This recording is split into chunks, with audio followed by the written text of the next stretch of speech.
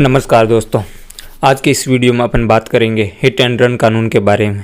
तो दोस्तों, इस वीडियो को ज़्यादा से ज़्यादा ड्राइवर भाइयों के साथ साझा कर दीजिए, जिससे उनको पता चल सके कि नए साल में मोदी सरकार द्वारा ड्राइवर भाइयों को दिया जाने वाला तोहफे की सच्चाई कितना सही है, क्या गलत है इस कानून के बारे में। तो दोस्तों, आज के इस वीडियो में अपन ना बात करेंगे पक्ष की, ना बात करेंगे विपक्ष की, बात करेंगे निष्पक्ष।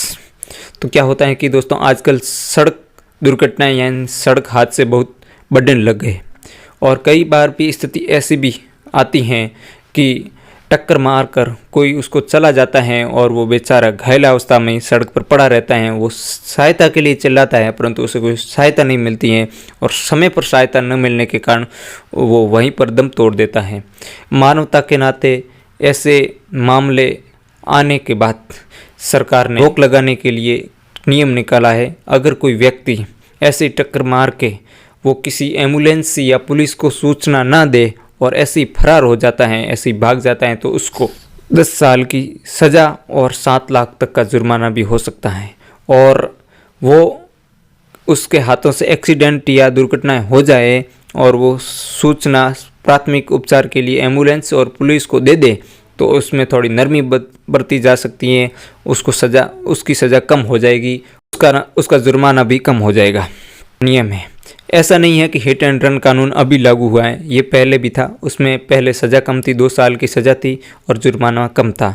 और अब ज़्यादा दुर्घटनाएं होने की वजह से सरकार ने जुर्माना बढ़ा दिया है और सज़ा भी बढ़ा दी है।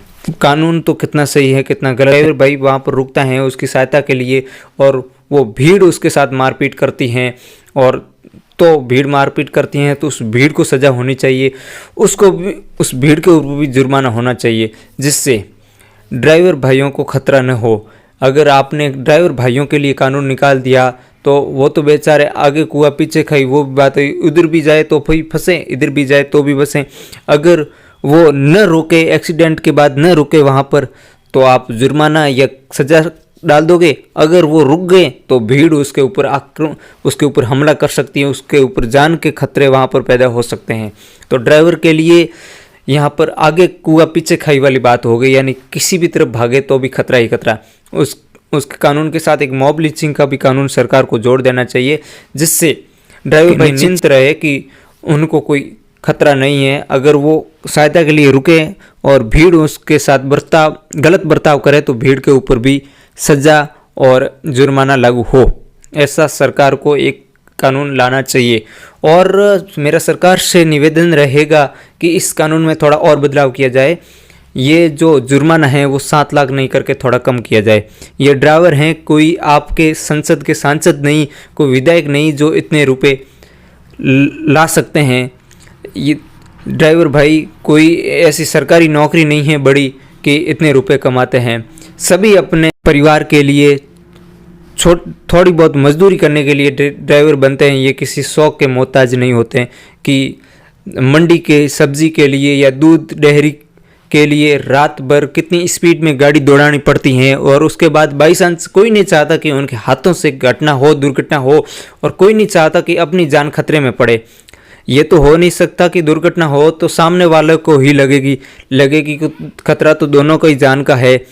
तो इस कानून में थोड़ा बदलाव करके सज़ा कम की जाए और जुर्माना है वो 7 लाख नहीं करके थोड़ा कम किया जाए, क्योंकि ड्राइवर हैं, कोई आपके घर का विधायक नहीं जो इतना जुर्माना भर सके। और उसके बाद मॉब लिंचिंग का भी साथ में जोड़ देना चाहिए सरकार को, जिससे कि उनको निश्चिंत हो कि वो अगर किसी की सहायता करे हैं तो उसकी जान को कोई खतरा नहीं हो। ये तो मानवता के नाते हो ही सकता है कि अगर कोई भी किसी को टक्कर मार के भाग जाए और फरार हो जाए, न ही एम्बुलेंस को सूचना दे और न ही पुलिस को सूचना दे, तो इस मामले में ये कानून के अंतर्गत लागू होता है कि उसको 10 साल की सज़ा है और 7 लाख का जुर्माना है। अगर आप दुर्घटना करने के बाद पुलिस या अस्पताल में सूचना दे देते हैं या किसी नज़दीक स्टेशन पर सूचना दे देते हैं, तो ये कानून आपके ऊपर लागू नहीं होता है। इसके अंतर्गत आपको सज़ा कम कर दी जाएगी और आपके ऊपर जुर्माना कम कर दिया जाएगा। ये तो भाई सही बात है, इसका विरोध भी नहीं होना चाहिए कि आप किसी को टक्कर मार रहे हैं और जानवर की तरफ फेंक कर चले जाते हैं और फरार हो जाते हैं और किसी को सूचना भी नहीं देते हैं, तो ये मेरे हिसाब से कानून सही है। और अगर आप सूचना देते हो तो इसमें आपको छूट मिल जाती है। फिर इसमें यह भी है कि सरकार को थोड़ी शर्तों के अंतर्गत थोड़ा बदलाव करके जुर्माना कम कर देना चाहिए, सज़ा कम कर देनी चाहिए और मॉब लिंचिंग का कानून भी साथ में जोड़ देना चाहिए, जिससे उन हक मिल सके और वो भी निश्चित होकर किसी की सहायता कर सके। वैसे हर कोई नहीं चाहता कि वो सहायता न करे, वो ड्राइवर भी सहायता करना चाहता है, परंतु वहाँ पर उनको डर रहता है कोई भीड़ वहाँ पर आ जाए और उनके साथ मारपीट भी हो सकती है और उनको जान का भी खतरा हो सकता है, क्योंकि जब गुस्सा आता है ना तो उस गुस्से को काबू पाना ऐसे ही संभव की बात नहीं होती, क्योंकि ज़्यादा लोगों को समझाना एक व्यक्ति की बस की बात नहीं होती। वैसे आपका क्या मानना है, इस कानून में क्या क्या बदलाव होने चाहिए, क्या इस कानून में गलत हैं, क्या इस कानून में सही हैं और कितना इस समय अभी अफवाहें चल रही हैं, आप ज़रूर बताएं। और ऐसा होता रहता है कि ऐसे कानून और ऐसे आंदोलन और कई भी दुर्घटनाएं या आपदा आती है ना, उसमें अफवाहें बहुत हावी हो जाती हैं। तो ड्राइवर भाइयों को भी इस कानून के बारे में सच्चाई जान लेनी चाहिए और सरकार को भी इतनी हठधर्मिता नहीं कर लेनी चाहिए कि उसमें बदलाव न करें। और थोड़ा अगर इतना विरोध हो रहा है तो कुछ न कुछ गड़बड़ी है, तभी विरोध हो रहा है, तो सरकार को निश्चिंत ही उनके साथ बैठकर इस पर समझौता कर लेना चाहिए कि सबको हक मिल सके।